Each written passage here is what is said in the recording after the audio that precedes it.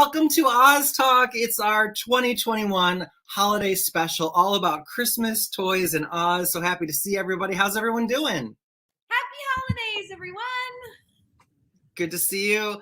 And, it's one of my favorite times of the year. I think everybody gets in the holiday spirit. What we love about Christmas time is it's about giving and friendship and gathering. And this year, thankfully, those of us who feel safe to are able to gather with family and friends. And I'm glad that we can all be here together virtually anyway, as this trend has so launched in the last year. And this is our last show of 2021. We look forward to Oz Talk in 2020. And Oz Talk is brought to you by the Oz Club, which since 1957 has been bringing Oz fans together. Go to ozclub.org to join and become an official member for all the perks. Zoe's going to tell you more about what you get when you become an official member of the Oz Club as you become an Ozian later in the show. Our special guest today is Walter Kruger, who has one of the largest Wizard of Oz collections in the universe. He has been featured on international collectors programs. He'll pop up here and there. You can check out his YouTube videos of his collection and things that he's hosted and been featured on. It's mind-blowing. And he's going to be telling us about really cool Oz holiday merch and what's hot in Oz merch today. And he also is a member of the Oz Club. And there was something else I wanted to say about him that I'm blanking on right now because we're live. United. Oh, yes, that's it. He runs the Wizard of Oz Collectors United on Facebook, which is among the most, if not the most popular Facebook Oz destination. So he'll be joining us shortly. But in the meantime, happy holidays, everybody. Happy holidays. Garrett, that's some croaking you've got going on. We know that you're not sick, but you've got some kind of laryngitis or something. Yep. So today I'm playing Lauren Bacall.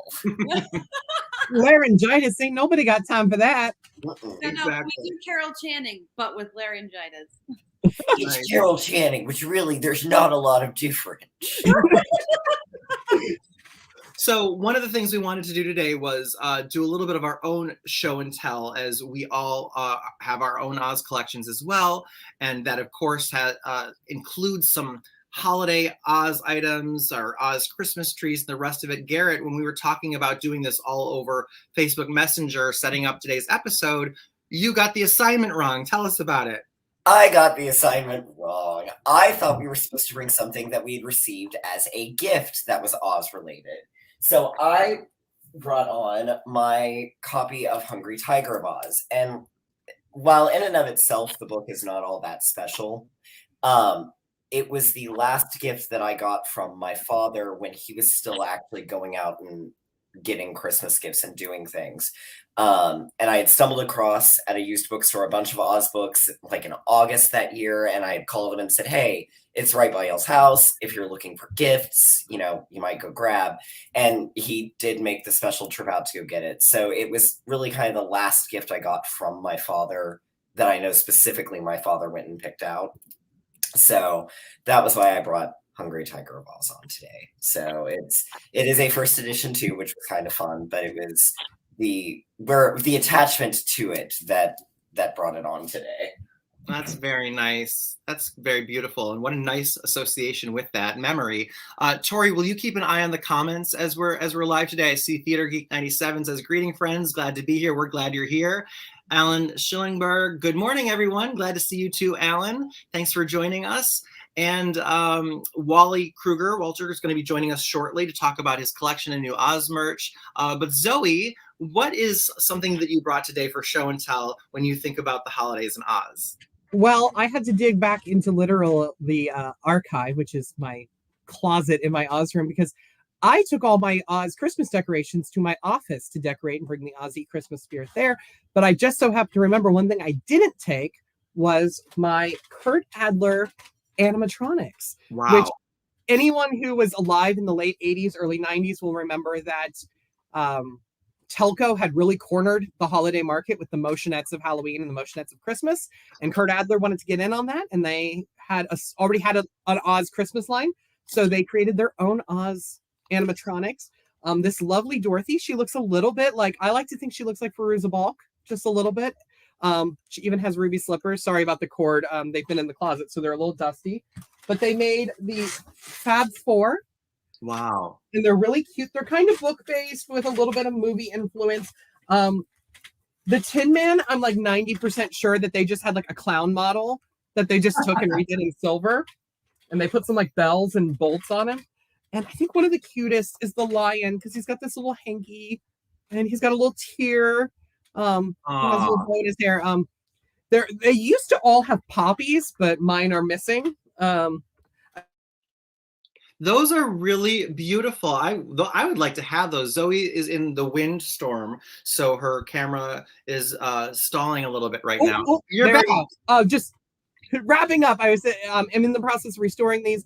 So far, Dorothy's the only one who's made the trip to the wash and brush up company. She got her hair washed and restyled, and her dress had to sit in peroxide for 3 days because it was brown when I got it. Oh my goodness. So That's yeah, so these are my cute little. I collect motionettes, so when I saw that there were Wizard of Oz ones, not really motionettes, I'm like, I gotta have them. Those are fabulous. Tori, what have you got? Well, I pulled my Kurt Adler Tin Man off the tree because I wanted to show Zoe what the miniature one looks like. This is from the Kurt Adler set, and this is what their little miniature Tin Man looks like. But most of my Oz Christmas decor is already on our massive tree. Glinda's up there presiding over all. So what I brought to the table today was the new Hallmark ornaments. These are the 2021 Hallmark Wizard of Oz ornaments. We have here the witch and Dorothy when the witch is trying to get those slippers. A little bit of a variation on what happens in the actual movie. The witch is kneeling down in front of her, which I don't think she does in the film, does she? But it's really, really cute. And this one's light now, but they also made these gorgeous versions of the characters' talismans from the end. These are extremely heavy. So if you're going to put these on your tree this year, make sure you've got some strong branches. My tree is gorgeous, but not strong enough for these babies. And then I pulled out an old one from Hallmark. This is my daughter's favorite. And this is one that actually moves and talks. It goes on and on for a while, so I won't make you listen to it. But this is the Who Rang That Bell ornament. And you push this little button and the guardian of the gate comes out and accosts you. Who rang that bell? So these are some of my favorite Oz Christmas delights.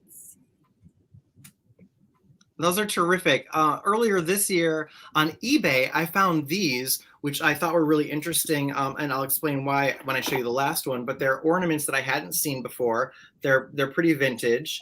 We've got Dorothy and Scarecrow, Tin Man Lion. They're plastic, but they have like fabric pieces attached. There's also the Glinda, and here's where things started to get interesting with the Glinda, is because if you look at the fabric of her dress, it exactly matches that of the Migo figure of Glinda. And then there was a Munchkin that is the same Migo Munchkin. So I realized these had to be manufactured by or ripped off from Migo in one way or another. I hadn't seen these before, and I got them. They were only $100,000 for all 5, and so I thought that was a really good price. Just kidding. Have you seen their original packaging? No. What can you tell me about these, Zoe? So the original packaging it was cellophane cards with a stapled, or cellophane bags with a stapled card. And the card even uses the Migo typography, the exact same logo, Wizard of Oz logo that Migo used on all their products. I don't think that Migo necessarily licensed them to them, but I think they probably were, whoever manufactured, I think was it Bradford Novelties that made them? I think they had definitely seen the Migo dolls. Yeah, because this is very clearly a Migo doll. Yeah, that is the soldier. That is 100% that soldier's sculpt. And I love. Did you say Bradford as in Bradford Exchange? No, Bradford Novelties was a Christmas company or a holiday company back in the 60s and 70s. They also made the bells and ball ornaments that were licensed, which is also, now that I'm thinking about it, uses the same typography and an Emerald City that looks like the Emerald City playset. So if they weren't in league with Migo's art department, they were ripping them off quite a bit. Garrett, you're muted, Garrett. I think those specific ornaments were 78, 79-ish, which would have been after Migo got in trouble with all of the tax evasion stuff and no longer existed. So it's very possible they went, oh, well, we could just do this and they're not going to be able to do anything about it. Ooh, spilling that Oz tea this morning. And hello to you, Fortnum. Nice to see you. Wow, that's good to know, you guys. Thank you so much for that info because I wasn't able to research it, but I just love them. I love Mego so much because, you know, as a child of the 70s, those were my favorite things, those figures and dolls and play sets as a child. So finding these ornaments was really delightful for me. Now, before we bring in our special guest, Walter Kruger, today, let's reminisce about this Wizard of Oz holiday memory. The line waiting to see Santa Claus stretched all the way back to Terre Haute. And I was at the end of it. Merry Christmas. I like Santa. Yeah. Come on, welcome, come on. Let's face it, most of us were scoffers, but moments before 0 hour, it did not pay to take chances. Look now, the children! Ethan boy! I'll get you, my pretty. What a tasty little toy. Don't bother me. I'm thinking. Christmas. I like the Wizard of Oz. Yeah. I like the Tin Man.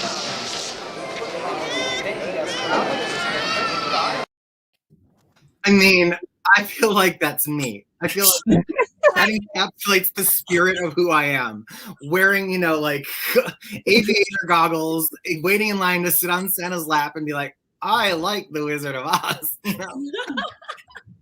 Somebody actually asked me about this on TikTok yesterday about why the Wizard of Oz was so prominently featured in A Christmas Story. And it's supposed to take place in 1940. And at that point, they still had toys for sale. They were still marketing. They were still pushing it. So it makes perfect sense for the time, even though this movie came out in 1983. Mm-hmm. And the author, Gene Shepard, you know, this is semi-autobiographical. So surely he's remembering how big Wizard of Oz was at the time. And, you know, I watch Christmas Story way too many times in the holiday season. I'm from Indiana where this movie takes place. So to me, it's like all this coming together, coming home, bringing Oz and the holidays back to Indiana. And fun fact, the Spirit of Oz, we actually have a Dorothy dress for winter holidays that is styled after the Dorothy in this film. Because we've done so many Christmas events, including we've actually done Christmas Story themed events where people have been like, hey, we need Wizard of Oz characters because we want to try and recreate the Santa Toyland thing. So that's always been fun to do. Brilliant. Garrett. Yeah, I relate to the kid that's like, I like Wizard of Oz. Because that was completely me at that age. I'm not a big fan of the movie itself, of Christmas Story. Blasphemy. I love A Christmas Story. It's a classic. And Jonathan McNeil just said that he runs a cinema in Dayton, Ohio, playing A Christmas Story in their large auditorium. But how do you not like it, Garrett? You know, it's one of those things. I didn't see it as a kid. I didn't see it until I was an adult. And I think it's one of those films that if you see it as a kid, you love it. If you don't see it as a kid, you're just like, what is this? And that's just sort of, I don't know. It's just never been one that has stuck with me. Maybe it's a Midwest thing. I feel like everyone I know from the Midwest loves it, and people who aren't from the Midwest feel more disconnected from it because, I mean, I saw it and it was a reflection of my family. Yes, right down to the Bumpus's dogs. Right. I always felt that way too. I felt like I have an older brother and it's just the two of us. So I always related to it too and grew up in Wisconsin. So it was always snowy. And seeing that movie, I related to the younger brother because I was always like in my brother's shadow. And so, you know how the younger brother there is just always kind of like stuffed in the background or hiding in the cupboard, like crying into his mashed potatoes. Like that was also me as a child. But I love this movie. I heard that the Wizard of Oz part of the film was sort of by accident. They were making the movie and there was that parade, they had those characters, and then the director saw this kid. It was not part of the original script, but saw this kid who he thought, quote, was really weird, and decided to throw that line and that kid in the movie, and it turned into one of my favorite moments in the film. I don't know if that's an urban legend or that I'm perpetuating. We are all way too familiar with those in movies, so that may or may not be the truth as associated with that scene. So I want to petition Hallmark to make an ornament of him with like the sound box. Because, I mean, I feel like every Oz fan at some point in their life has felt like that when they're trying to express their love for the world of Oz and people look at us like Ralphie looked at him. I remember watching it in middle school, and when that line came on, everyone in the classroom turned and looked at me, and I said, for the record, I like the Scarecrow. So everyone turned back around and watched the movie and mind your business. Though Absolutely. I struggle as a parent with whether or not I haven't shown this movie to my daughter yet because it's kind of 1980s PG, which means like today PG-13. So I haven't actually shown my child this movie yet, but it was such an integral part of my Christmas experience growing up. So I don't know. What do you other parents in the comments think? Exactly. Well, without further ado, let's welcome our special guest today. It's Walter Kruger of the Wizard of Oz Collectors United on Facebook. He's got one of the world's largest Oz collections. Here to tell us about his holiday season, it's Wally. Hey, how's it going? Hello, how are you guys? Thank you for great. having me. Thank you for being here. You recently moved. Now, we've all been to your collection and where you were before at your home, which was massive. And how did you move that collection? Oh, I have a little bit of PTSD, so let me reflect here for a moment while I have some coffee that may or may not have Bailey's in it. Like, it was a nightmare, to be honest. It really was. It was hard, very hard. So my advice to anybody who is going to be making a move and has an extended Oz collection, start early. You never know what life's going to throw at you. I had a lot thrown at me at once. I won't get into the technical things again. Like I said, I'm still kind of like formulating how I survived that and putting it into words. I'm curious though, Wally, like what, did you get a sense of actually how many items you have in this move? Oh yes, in the move, as we were going, we were recording things down in notebooks and taking kind of like an inventory, loosely, not very religiously, because we kind of were up against the clock when we were moving. But I would say we counted somewhere in the 20, like close to 18 to 20,000, somewhere in there. We had a pretty long range of like just various things. We found stuff in my basement that was in boxes that I had bought years ago and had always meant to display or do an event with it or do something with it. And it just sat there. And I'm like, now I have my own house and I can actually display that stuff instead of confined into one room or little rooms. I can do the whole house. And so that's really exciting for me. Hi, Wally. Hi, Tori. So do you have a specific memory of your favorite Oz thing that you received as a Christmas gift? Oh, yes. Yes, I do. That's a great question. When I was a child, my mother had would take me to school and drop me off. And when she'd come home, she was an artist and she made dolls, she painted, she did a lot of things. My mom was very creative. And she went to this figurine store. It was called Anne's Figurines.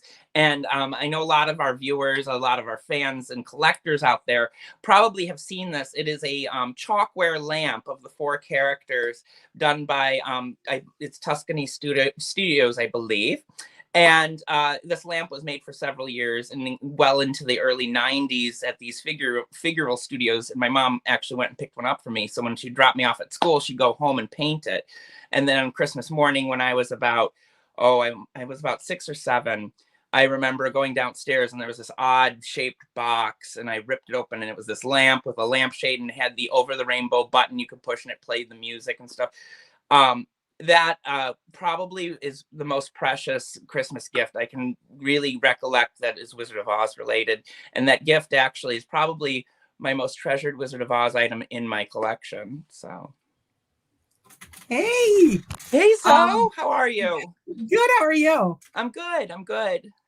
So my question is going to kind of move away from the Christmas and holiday and kind of talk about things that I think a lot of Oz fans need to know and don't. Insurance. What is the process of getting a collection insured? Because I really feel like insurance is a great holiday gift every collector could give themselves. Yes. I think that is very good advice and solid advice there. If you're looking to kind of expand into becoming from more of the novice collector to becoming more of a professional collector, or I would say you enter that realm from collector to like art collector, because now this is considered art in your collection, and rightfully so, because some of the prices we pay, you could buy a Picasso. So I would say that the best thing is to go to your homeowner's insurance, see what that covers as far as owning your house and what your policy covers, in case of an event, a horrible event, that what you would get out of that. Then tally that against what you value, what you've put into your collection, and also what your collection's worth. Sometimes we get deals and we have things in our collection that are worth way more than what we paid. So always allot that. And then go to your insurance agent and tell them that, like, this is what I'm seeking and I feel comfortable with this kind of coverage, and they'll work with you and tell you. Now there's also separate companies that you could go to that are kind of standalone companies that are for collectors. I personally have not followed that route. I do know some people that have. I haven't heard any major complaints. I personally go through my homeowner's insurance. Allstate, not sponsored. So I would like to say free press for them there. But anyway, I would say Allstate is probably, I've had good luck with them. Moving, you really need to take things in consideration when you're doing that and going under a dramatic move and things get broke, things get misplaced. There's a lot of stuff like that. So having that insurance really helps. The place to start is your homeowner's insurance. Hi, Wally. Hey, Garrett, how are you? I'm all right. Wonderful. How are you? Okay, so my first question, because I'm looking at an upcoming move myself, what advice do you have for those who are having to move a collection in terms of packaging, protecting, all sorts of stuff? Like what sort of things did you learn? What sorts of things would you impart on someone? Oh, well, I will say I learned something really valuable. Bubble wrap is like gold. It is very expensive. So bubble wrap is very, very expensive. So that's where you're going to spend a lot of your money, is in the padding, any sort of padding. So be creative. I know some people, you may know people who have kids that are just coming out of Pampers and diapers. And this may sound weird, but this is a collector's tip. If you're moving, diapers make a great thing for porcelain dolls to wrap around their heads. I know that's weird, but I did that. I actually was lucky enough to have a friend whose kid was coming out into potty training, and they were trying to get them out of the diapers, and they had all these like bags of like unused diapers, and I was like, oh, I could use that. And so I used that to wrap porcelain dolls in, and it actually worked. Knock on wood, I had no broken figures. So that saved money there. So my tips would be where you can cut corners and you can save. Take those. Be the first person at the grocery store to get the egg boxes that they have, that you can, egg crate boxes with the handles. Things like that. Your very expensive stuff, put in plastic totes, and make sure that's the first of the stuff that you move and that you are putting the most energy on. Just prioritize.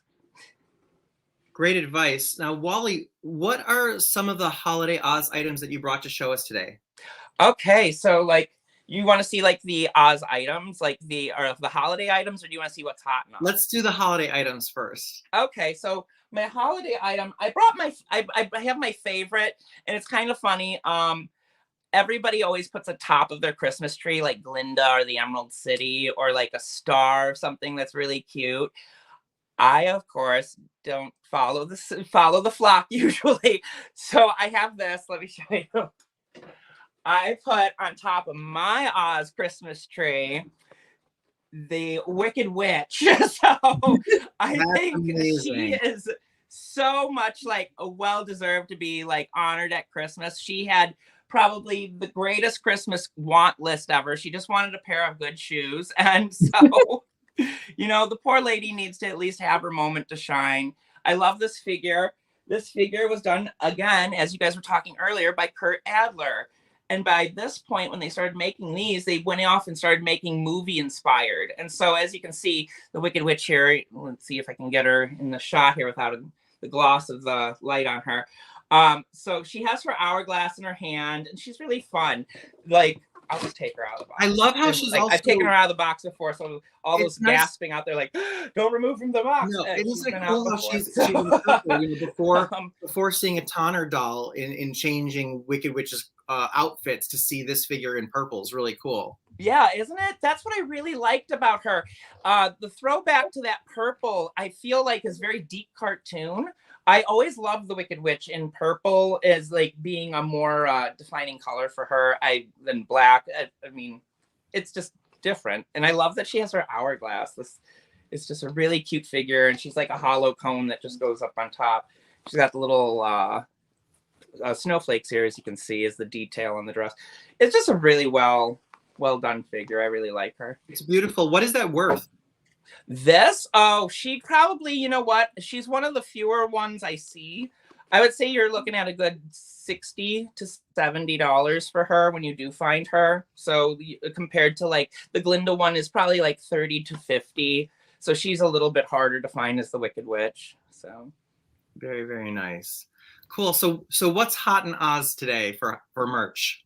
Ooh, okay. So one of my favorite things is I love reviewing Oz things. So over on Wizard of Oz Collectors United, I do a live show periodically when I can find time between moving and working a 12-hour a day job. I like to review things. And so for the holiday season this year, I have some fun things that I love to show you. Many of you have heard of the fun line of stuff that the Academy Museum in California has launched in their gift shop and also online. You guys can check that out at academymuseum.org. And one of the things that they're offering and that I have to rave about, and I know that if you're kind of looking for that top tier gift, you have that special somebody that you love to spoil for the holiday season, then look no further, because I would say the gift of the year in the top tier would be the purse, this ruby slipper purse by designer Moschino, as you can see here. And it's just this amazing detail replica ruby slipper, a loosely replica, but still this amazing, beautiful handbag that like zips up.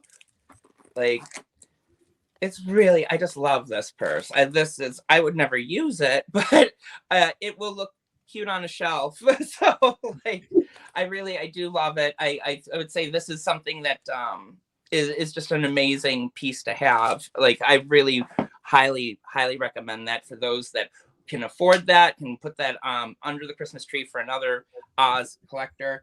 If not, it is beautiful. Our friend Tiffany Sutton at Follow the Yellow Brick Girl on Instagram has it also, and she has used it, and I loved seeing her actually use it. It was so great. Yeah, so many collectors don't take things out of packages, don't use them. I'm kind of a mix in between. I mean, how are you, Zoe, Garrett, Tori? Do you guys only collect, or do you open and use as well?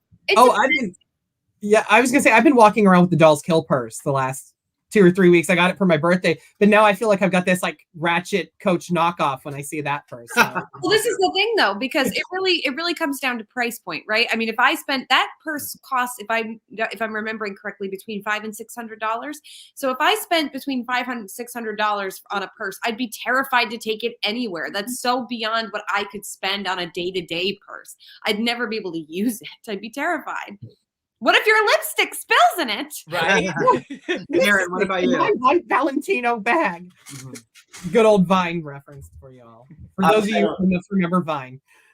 Yeah, I'm kind of with Tori and Zoe. It's a pretty good mix. Like, I carried the Coach crossbody for a while, but that ended up being too small. I would have carried the Loungefly if I had gotten it. I would carry that, but something like that one, or I've got like the 50th anniversary fancy jacket that's got the embroidered logo on the back, like that. No, those stay put away. Those are not things to be worn out and about. But if it's Coach or something more basic, yeah, I'll wear it. Or like this, Nice. Yes, very cool. And Walter, what do you have next for us? By the way, our friend and Oz Club member and former guest co-host Christopher Castano is here. He says, "Hey, Walter, your collection is inspiring. Good to see you, Christopher, today. You have to come back on the show soon." Walter, what's next?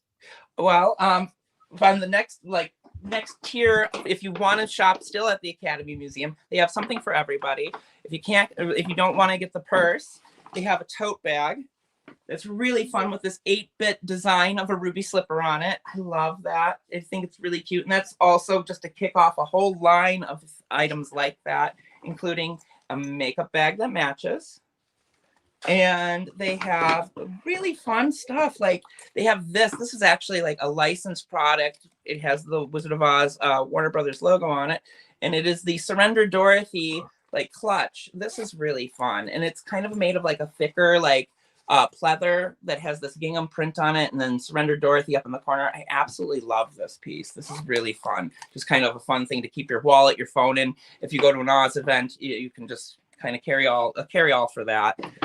And then kind of fun, I love the new t-shirts that they are carrying with this fun art on it. This art is just amazing. I think it's so cute. So this is a fun t-shirt that they carry. And then also they have t-shirts like this. They're just like all different. This one's really fun. Is Dorothy in the poppy field, and then this is embroidered up here. That says Surrender Dorothy. It's very nicely made. They're just very, very high quality goods. They're worth the money. I highly suggest them. Check those out at the academymuseum.org. It's amazing. Side note, did anybody actually receive their Loungefly bags yet? No, I don't think yet. They're sitting in a shipping container somewhere in an ocean, I guess. Yeah, seriously. I don't think we'll be seeing those for Christmas this year. Right. Maybe by next year.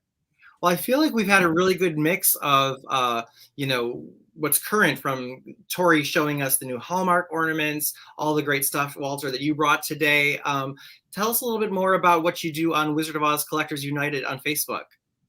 Wizard of Oz Collectors United is just a group that you can go on. If you've ever been collecting, as I said, for the longest time, Oz collectors have been collecting either very remotely or only were able to see each other a few times a year for Oz events, or through the Oz Club, the International Wizard of Oz Club.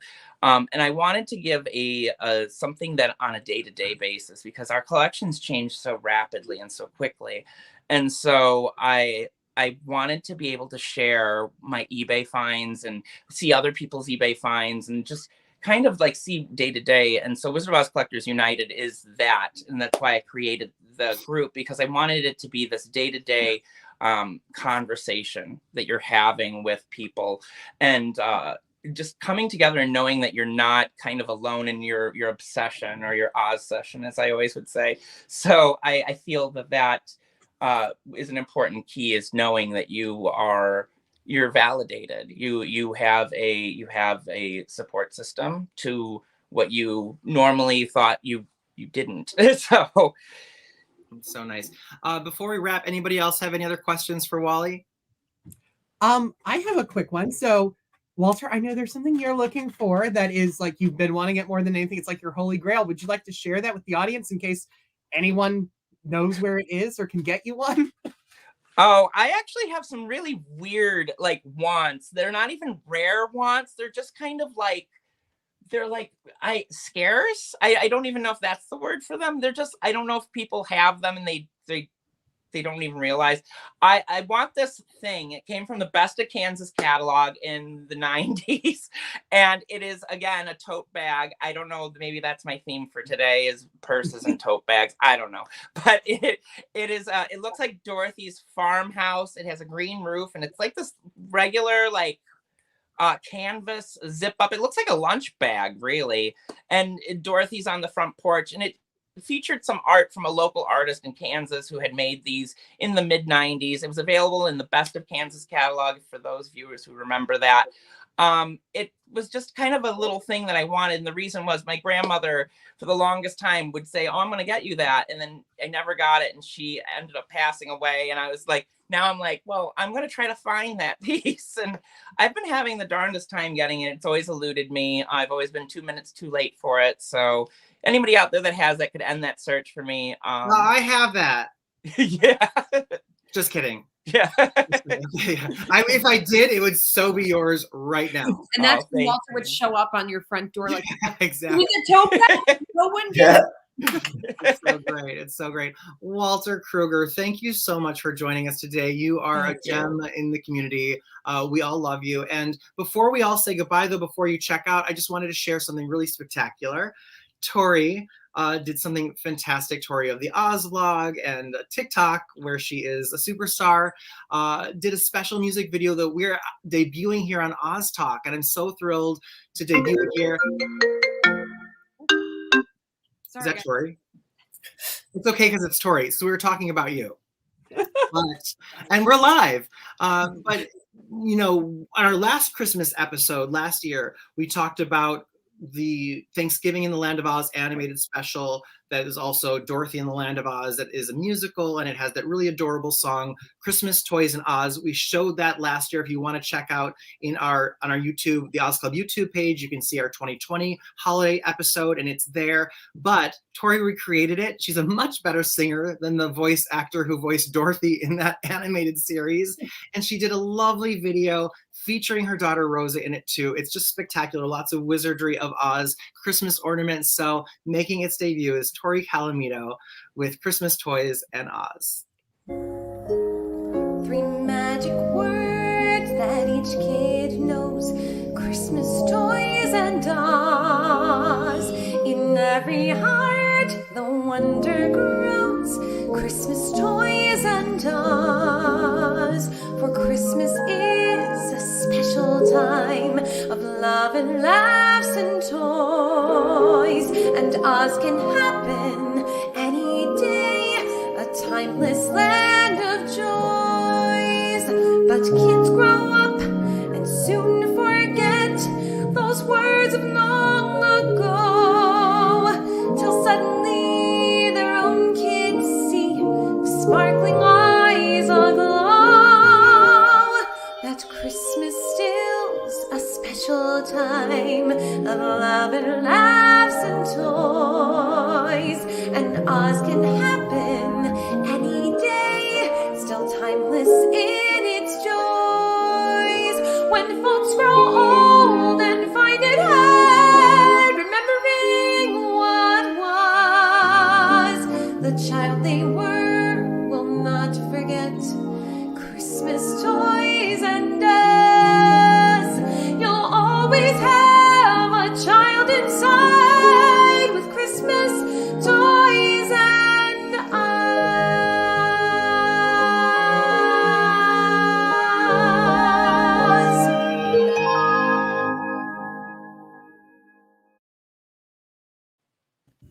Yes, so good. Tori, thank you so much for that. That was amazing. Oh, it was so fun to make. It's such a beautiful song, and I hope you guys enjoyed it. Absolutely. We have some reaction. Christopher saying you sound amazing. OMG, so exciting. Christopher, we share your enthusiasm. That was fabulous. We wish everyone a happy holidays. Walter Kruger is at the Wizard of Oz Collectors United on Facebook. You can get in touch with him there, also through the Oz Club. Tori Calamito is at the Oz Vlog on TikTok, on YouTube, on Facebook. You can also reach her through the Oz Club, as you can Garrett Kilgore, Zoe O'Halloran Byrne, the Spirit of Oz, our favorite just improvisational Oz characters and performers. We love working with you and seeing you guys, and hopefully will again next year at some point. And who am I forgetting? I don't know, other than Zoe. You are going to let everyone know why they should and how they can join the Oz Club. Absolutely. There are so many reasons to join the Oz Club. It's really a great holiday gift. So if you're looking for a gift for that Oz fan in your life, you can give a membership as a gift. Every membership comes with the Bomb Bugle, which is a tri-annual publication with everything from current Oz news, reviews to recent Oz releases, information on events you can see, as well as deep scholarly dives into the works of L. Frank Baum and the world of Oz. So it's a wonderful thing to join. For youth, we have the Oz Gazette, which is a tri-annual children's newsletter. And there are also a great opportunity to reach out and meet fellow Oz fans. Virtual events as well as live conventions are just another perk of the Oz Club. And you can join today by visiting ozclub.org and checking out the beautiful new website.